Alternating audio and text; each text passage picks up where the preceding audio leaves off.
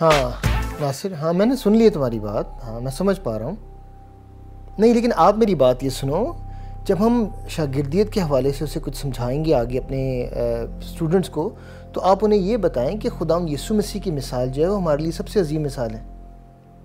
नहीं आप मेरी बात भी तो सुनो, मैं आपको ये बताने की कोशिश कर रहा हूँ। नहीं वो ठीक है, मुझे पता है आपने उनको समझा लिया होगा, लेकिन मैं ये आपको बता रहा हूँ कि खुदाम यीशु मसीह की मिसाल से आप देखें तो आप अपने लिए भी बेहतर समझ पाएंगे और उन्हें भी समझा पाएंगे। नहीं आप ठीक कह रहे हो, लेकिन देखो नासिर इस तरह नहीं होगा। अगर आप वाकई सीखना चाह रहे हो तो आप सीखने की रूह भी रखो। चलो मैं एक काम करता हूँ, मैं आपसे कल बात करता हूँ और फिर हम वक्त लेके मिलेंगे और फिर आगे वहाँ चल के बात करेंगे। जी चर्च में मिलते हैं, ठीक है, ओके, खुदा हाफिज़। क्या हुआ जैसे, सब ठीक है? अरे नासिर है, उसने आपको पता है नासिर ने अपने चर्च में एक ग्रुप स्टार्ट किया है और वो उसको समझ नहीं पा रहा था कि मैं शागिर्दियत के हवाले से उन्हें क्या बताऊं और किस तरह समझाऊं। और मैं उसे बार बार यही कह रहा हूं कि खुदाम यीशु मसीह की मिसाल देखो, खुदाम यीशु मसीह के शागिर्दों से आप सीखो कि खुदाम यीशु मसीह ने उनको कैसे सिखाया था, और ये सारी चीज़ें जो है उनको इम्पार्ट करने की कोशिश करो, सिखाने की कोशिश करो। पर वो मेरी आगे से बात ही नहीं मान रहा था, कह रहा था नहीं मैंने यहाँ पढ़ा है, मैंने वहाँ पढ़ा है। इजाज़त, मैं आपकी बात सुन रही थी और मैं कुछ समझ भी पा रही थी कि कुछ ऐसा ही है। और एक हवाला मुझे याद आ रहा था इस वक्त, मैं आपके साथ वो पढ़ना चाहती हूँ ज़रूर आपकी इंकरेजमेंट के लिए। मेरा जुआ अपने ऊपर उठा लो और मुझसे सीखो, क्योंकि मैं हलीम हूँ और दिल का फिरोतन, तो तुम्हारी जानें आराम पाएंगी, क्योंकि मेरा जुआ मुलायम है और मेरा बोझ हल्का।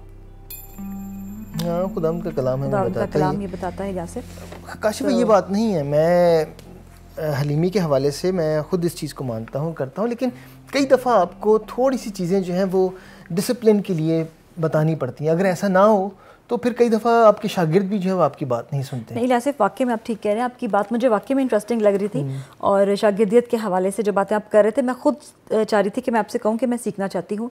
तो चलें मुझे आप बताएं कि शागिर्द बनने से क्या मुराद है और खुदावंद की शागिर्द में कैसी खूबियाँ होनी चाहिए।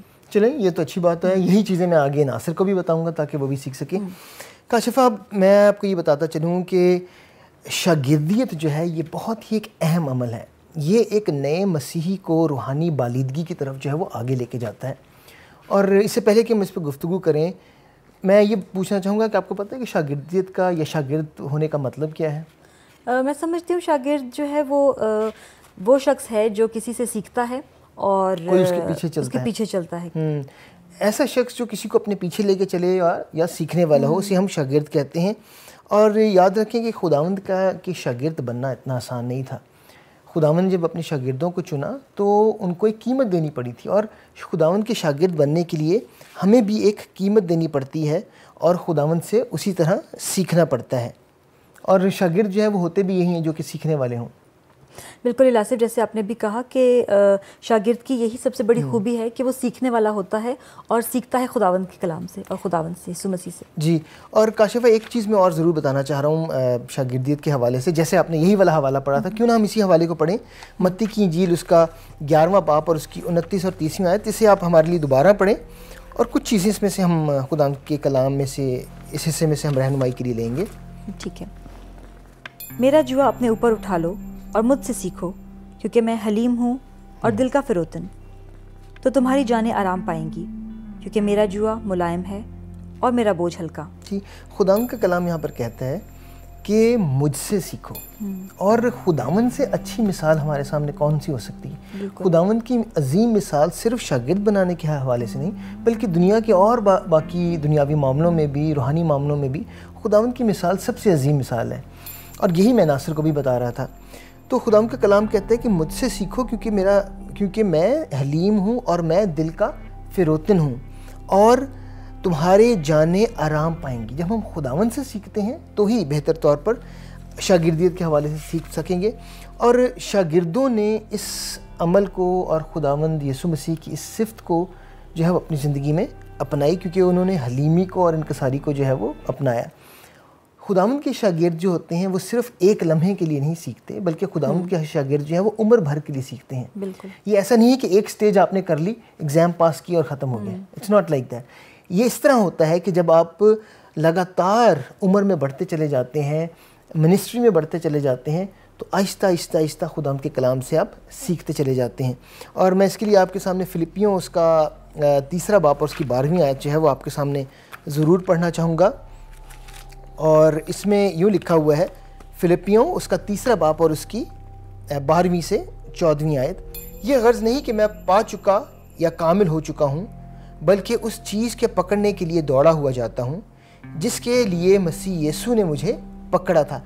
लिखा हुआ है कि मैं दौड़ा चला जाता हूँ, एक स्टेज से दूसरी स्टेज, दूसरी स्टेज से तीसरी स्टेज। ये एक सीखने का अमल है जो कि हमारा शागिर्दियत में चलता रहता है। और इलासिफ, मैं समझती हूँ कि शागिर्द की एक ये भी बड़ी खूबी है कि वो शागिर्दियत के अमल में जैसे जैसे आगे बढ़ता चला जाता है वो मसीह खुदावंद की तरह होता चला जाता है। और इसका हवाला हमें लूका 6 बाब और उसकी 40वीं आयत में मिलता है। बड़ी प्यारी खूबसूरत आयत है ये, जो मैं आपके साथ पढ़ूंगी। शागिर्द अपने उस्ताद से बड़ा नहीं, बल्कि हर एक जब कामिल हुआ तो अपने उस्ताद जैसा होगा। लिखा है कि शागिर्द अपने उस्ताद से बड़ा नहीं, बल्कि जब वो कामिल होगा तो अपने उस्ताद जैसा होगा। और हमारा उस्ताद खुदावंद यीशु मसीह जी, उस्ताद जैसा होगा। हमारा उस्ताद है कौन है? खुदावंद यीशु मसीह है। कुछ जैसे जैसे हम शागिर्दियत में आगे बढ़ते चले जाते हैं, रूहानी बालीदगी में बढ़ते चले जाते हैं, तो हम खुदावंद यीशु मसीह की मानंद होते चले जाते हैं। और शागिर्दियत की एक ख़ास खूबसूरती और ख़ूबी यही है खुदावंद यीशु मसीह के शागिर्दों की, कि वो लम्हा बलम्हा खुदावंद यीशु मसीह की पैरवी करते और खुदावंद यीशु मसीह की तरह बनते चले जाते हैं। उसके लिए आप मेरे साथ हवाला देखिए, इफ्सियों उसका 4 बाब और उसकी मैं 13वीं आयत जो है वो आपके सामने पढ़ना चाहूँगा।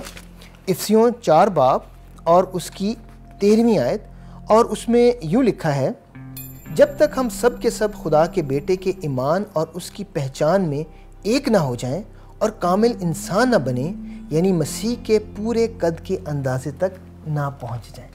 मसीह के पूरे कद के अंदाजे तक ना पहुँचे। इससे मुराद ये है काशिफ़ा कि जब तक हम खुदावंद यीशु मसीह की मानंद ना बन जाए, हम रूहानी बालीदगी में जब हम आहिस्ता आहिस्ता तरक्की करने लग जाते हैं, तो असल में हम खुदावंद यीशु मसीह को अपनी ज़िंदगी में ओढ़ना शुरू कर देते हैं।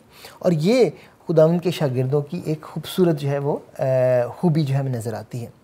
इलियासिफ, एक और बड़ी खूबसूरत खूबी जो मैं देखती हूँ यहाँ पर वो ये है कि जब हम खुदावंद में आगे बढ़ते चले जाते हैं तो शागिर्द जो है वो खुदा की मोहब्बत में और दूसरों की मोहब्बत में तरक्की करता चला जाता है। और इसका हवाला हमें मत्ती 22 बाब और उसकी 3 से 40वीं आयत तक अगर हम पढ़ें तो वहाँ बड़ी खूबसूरती से हमें पता चलता है। देखिए, आपने बड़ी अच्छी और खूबसूरत बात यहाँ पर बयान की है कि जैसे जैसे हम रूहानी बालीदगी में आगे तरक्की करते और बढ़ते चले जाते हैं, तो हम खुदा की मोहब्बत में भी बढ़ते हैं और तरक्की करते हैं। और ना सिर्फ खुदा की मोहब्बत में, बल्कि आपस में एक दूसरे के साथ भी मोहब्बत में बढ़ते हैं।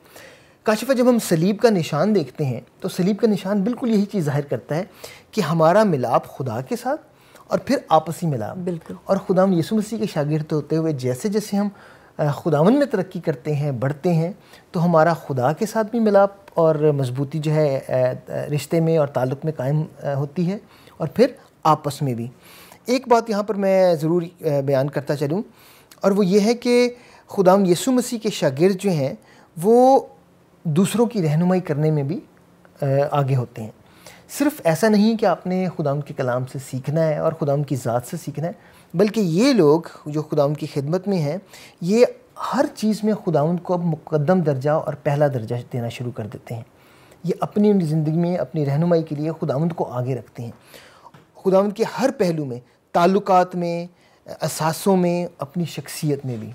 और फिर हम आगे चल के देखते हैं कि इसी तरह वो खुदावंद में और बढ़ते और तरक्की करते हैं। इलियासिफ, अगर हम कलाम मुक़द्दस का मुताला करें तो हम देखते हैं कि खुदावंद यीशु मसीह ने अपने शागिर्दों को एक हदफ दिया था, और वह हदफ ये था कि पहले बादशाही की तलाश करो। और उसका हवाला हमें मत्ती 6 बाब और उसकी 33वीं आयत में जी मिलता है। और ये हवाला मैं ज़रूर आपके साथ मिलकर पढ़ूंगी। बल्कि तुम पहले उसकी बादशाही और उसकी रास्तबाजी की तलाश करो, तो ये सब चीज़ें भी तुमको मिल जाएंगी। काशिफ़ा, ये बिल्कुल वही हवाला है जिसका मैं जिक्र कर रहा था कि खुदावंद को अपने आगे रखते हैं हर चीज़ में, पहले उसकी बादशाही और फिर सारी चीज़ें तुम्हें मिलती जाएंगी। एक आखिरी जो मैं खूबी यहाँ पर शागिर्दों की बताना चाह रहा था, जो उन्होंने खुदावंद यीशु मसीह की ज़िंदगी से सीखी, वो थी उनकी कमिटमेंट, उनकी अवेलेबिलिटी। वो खुदा के सामने अपनी ज़िंदगी में कमिटमेंट करके खुदावंद के पीछे चलने का उन्होंने वादा किया था। और आज ये हमारे कलीसिया में, हमारे नौजवानों में जिनमें आप शागिर्दियत के अमल को करना चाह रहे हो, उनसे कमिटमेंट लेना जो है वो बहुत ज़रूरी है, ताकि एक मज़बूत कलीसिया और एक ऐसी कलीसिया जो कि खुदावंद की पसंदीदा है वो कायम हो, ताकि हम उसकी दूसरी आमद के लिए तैयार हो सकें। बिल्कुल इलासिफ, और मुझे पूरी उम्मीद है कि जब ये सारी बातें आप नासिर के साथ शेयर करेंगे उसको तो वो समझ पाएंगे, इन बातों को ज़रूर समझेगा वो। और अब ऐसा करते हैं कि ख़ास बातों का खुलासा करते हैं। बिल्कुल।